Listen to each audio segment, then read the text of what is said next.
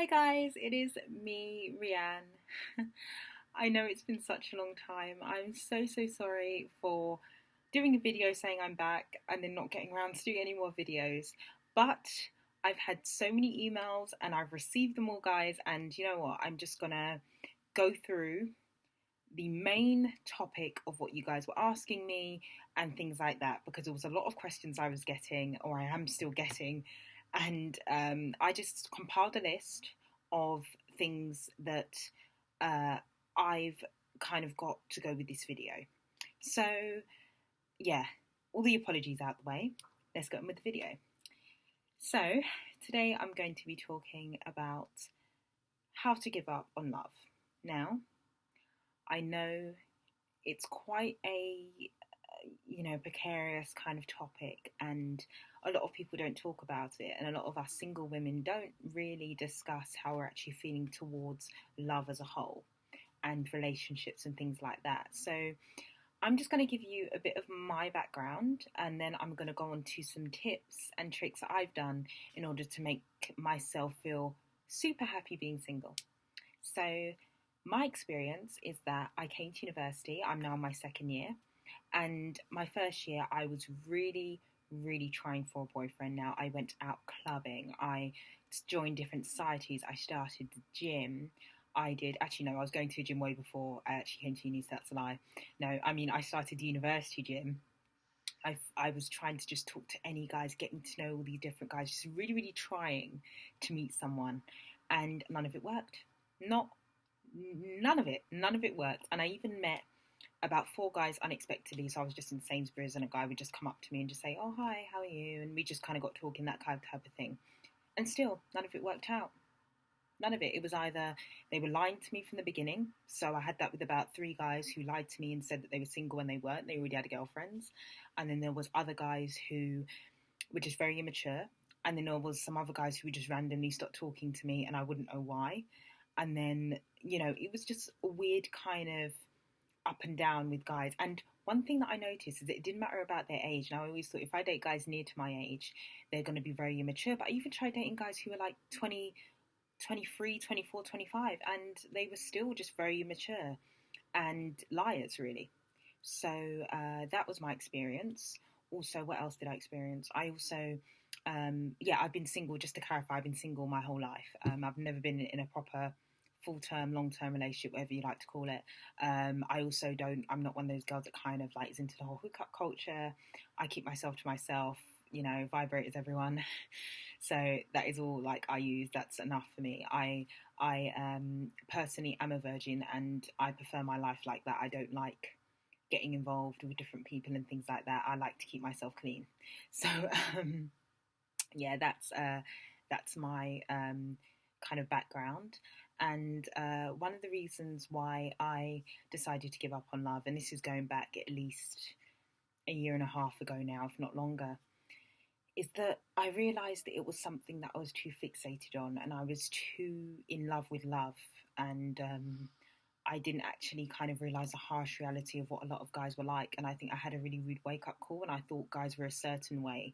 Like my father, for example, who is kind of like up there on like the guy scale, and then all the other guys just kind of like tinker just down there and not even, but anyway. I thought, or I kind of went out with the idea that, oh, I'm going to meet somebody similar to my dad who treats my mum just as good as like she's a queen. And I thought that I would get that, but I didn't. And I soon learned that, guys have changed in this generation as well. There's less respect that they show towards women, and the whole kind of gentleman culture has very much gone. And that's fine because I appreciate the fact that we are in a different age and it's social change and things like that. I'm all for that. I'm not, one of these kind of people that want to keep us, the 50s or whatever. Trust me, I'm not for that. But I'm just saying, when it comes to gender relations and things like that, men are a lot different, a lot more different to how they used to be. And I mean, my parents would tell me that all the time. If I was to ever ask them about relationships or things like that, they would always say how much has changed since when they were young, and dating and things like that. It's a lot more kind of precarious now. It's not, none of it's genuine. It's all kind of, very much sex orientated. And it's a shame, but that's life. And I'm okay with that now. I'm not looking. I haven't dated. I avoid dating. I never get asked out anyway. So, I haven't actually had a guy come up to me and ask me out in about 2 years. Yeah, it's been about 2 years since a guy came up to me and asked me out, and that's totally fine because I'm not bothered anymore. And to be honest, I'm not one of those girls that goes out and sees guys who I find physically attractive. I don't know why, but I just don't. And it does suit me in that respect because I'm able to focus on myself, focus on my studies, and since I have been, my studies have gotten amazing. I know what I want to be when I get older, and when I graduate, I know what I want to do this summer. I have plans, and it's all so exciting for my career. I know exactly what sector I want to go into and things like that. I hope it all works out for me, and I should be earning great money by the time I'm like 23. So yeah, it's all very exciting. But I'm going to go on to the list now that I compiled for those young girls who have, or young girls, older women, whatever, however old you are, guys, whatever, who've just given up and just say, you know what, fuck it, I'm done. So here's my list. The first one is to focus on yourself and focus on your potential career. Now, for me, I know not everyone, okay, I'm just going to talk about myself, but I'm at quite a prestigious university, so their expectations is for when we leave to get a really good job, so they kind of push you into that, if you know what I mean. Whereas I know a lot of people might have not gone to university or things like that, but regardless, you can still focus on your career, you can still do you, and really kind of just put 110% into whatever you want to do, and really strive for that and aim for that and have a set goal that you want to achieve within the next 2 to 3 years. And that's what I'm doing right now. I'm really I've got goals in relation to fitness. So I want to be like super fit by the time I'm like 23. I'm getting there though, like you can kind of see. I'm still thin though on my top half, but my thighs and like my bum, like everything is toned up and it's great, but it's a lot of hard work, but it totally pays off in the long term. So always remember that when it comes to fitness, it's hard work now, but always see it as a long-term thing, because otherwise, trust me, you will give up. It's fantastic long-term. And it does awesome things for your health as well. So bear that in mind. So back to what I was saying about my career. The focus on my career has really helped me shift the focus from wanting a boyfriend so much to wanting my career so much. And that has really changed my outlook on life. It's made me realise that I can really put more effort into something that's a lot more meaningful. Whereas, for example, with a career, if you put 110% into your studies, you're going to get interviews because you've got a really high grade. Or, if you put a lot of effort into kind of the way in which you present yourselves within interviews or assessment centres, you're going to get interviews and assessment centres. You know what I mean? Like you're gonna receive a really, really good reward for it. Whereas with dating, that's one thing that I always struggled with. If it's completely out of your control, and yet you could put 110% into it and you still don't get anything out, and it's horrible. The feeling is horrible, not getting anything out when you're putting so much effort into it.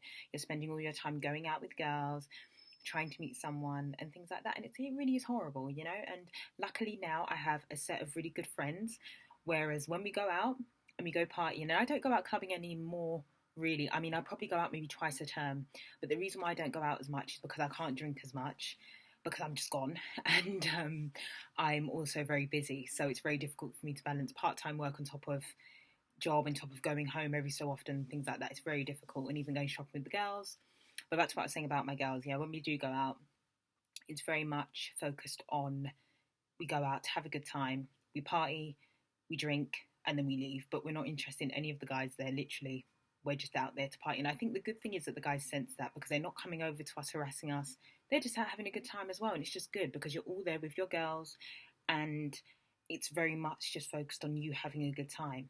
And when you start doing that, even with clubbing, you notice that you start having a better time. Because when all my friends, or when we were going out trying to look for guys, or trying to like flirt or whatever, or trying to get guys to buy us drinks, like the way I used to now, I was very bad at that. I would admit to that. I was the type of girl that would flirt with him, get him to buy me a drink, and then go on to the next guy and do the same thing right in front of their face, and then go around, do this, and then go around, and I was just like, bam, bam, bam, bam. I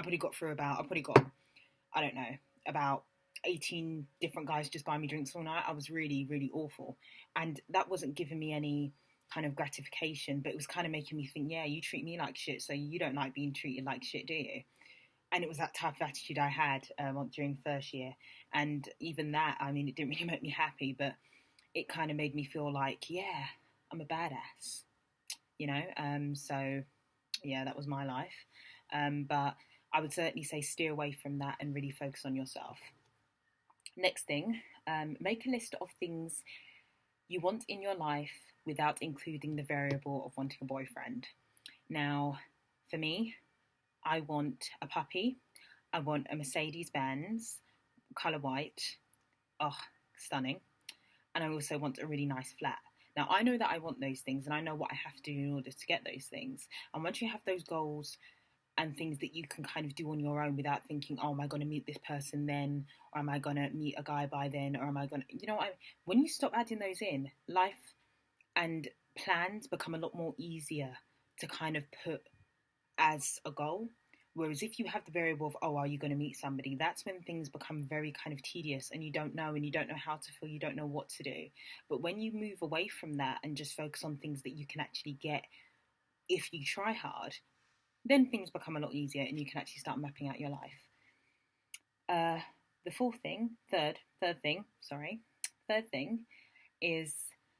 third thing is to appreciate everything you have now and remind yourself of all the things that you can do while you are single. One of the things that I always remind myself anytime I'm feeling lonely or anytime I'm just feeling a bit down, because it was like Valentine's weekend, but I actually had a really good Valentine's weekend because I went out with my girl. Anyway, that's another story. But for example, you know, people who might have been feeling down on Valentine's weekend, you know, look down at your legs. That's what I do. I look down at my legs, girls, and I think to myself, stubble, chilled. I look underneath my armpits, stubble, chilled, okay? That's what you need to do. You need to remember all the things that you can have whilst you're single. And guys, like, if I was in a relationship, I know I'd have to be waxing, okay, I wax all the time anyway. Okay, guys, I wax anyway, but I know I would have to make sure that I'm always doing my legs or I'm always doing underneath my arms. And I'm quite a hairy girl, so I'd have to literally be waxing everywhere all the time. And I don't wax everywhere. So, you know, even that, it saves you money. Like, it saves you so much money. And, you know, it's great. So always remember, look down at your legs anytime you're feeling lonely and remind yourself that it's great to be single. And the last one is, do not date. If you want to be happy being single, do not date, because trust me, when it doesn't work out, it sets you back and you start questioning yourself again. Do not date. Just don't bother. Just say, I'm done. Don't bother with it. Just be like, bitch is done, and move on. And that's what I did. And I just said to myself, I'm not going to date anymore either. I'm just done. And it's a good thing to do, because you then realise that you're actually in control of the situation, not the guys. So, it's probably one of the best decisions I've made in my whole kind of being single saga, is that it's very much focused on what I want to do. And because I don't feel comfortable dating, I don't do it. And all the time, like, even when my mum is like talking to me, or my sister's talking to me, or whatever, and they always bring up, oh, are you dating somebody? Oh, well, when you date, you can. And I just think, I'm not going to date. I'm not going to do it because I don't like it. I feel like that about an interview, and I don't like it. I think it's a waste of time, and it's just not something I want to do. So, you know, try not to go with the status quo. If you don't like dating, don't do it. Do not listen to what other people are telling you about dating. Don't do it. Just focus on yourself and be yourself. So that's the video, guys. I'm so sorry. It's been such a long video, but, you know, if you have any questions or queries, do message me.